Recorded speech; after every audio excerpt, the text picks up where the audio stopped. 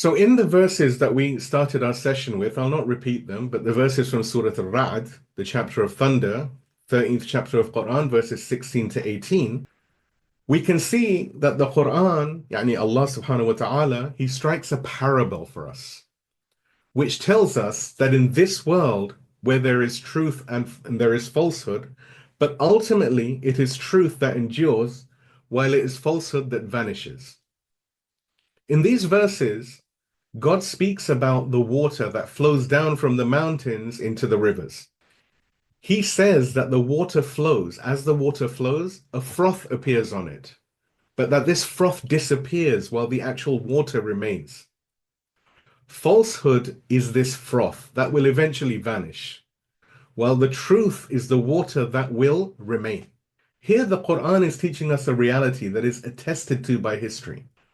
Each of the prophets who appeared in this world, from the first to the last, over and above the fact that the whole series of prophets throughout history acted with a single goal in mind and took humanity forward step by step, each of them by themselves also had the possibility of succeeding. The truth is not that the propaganda that Al-Mansur or the corrupt legacy media pour into the eyes and ears of the people, propaganda that says there is nothing that the people can do about the powers that be. This is not the case. It is not the case that, as powerful people have told people throughout history, truth can do nothing against falsehood, that truth will always be smothered out of existence by evil. On the contrary, the opposite is true.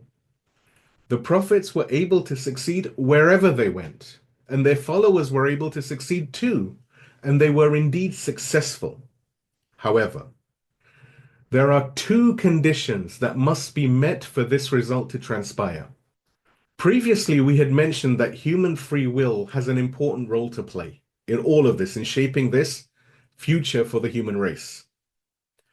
And whenever these two conditions are met, all the uprisings that have taken place throughout history on the basis of religion, on the basis of Islam and Quranic thought, on the basis of monotheism, have been successful and will be successful until the end of time.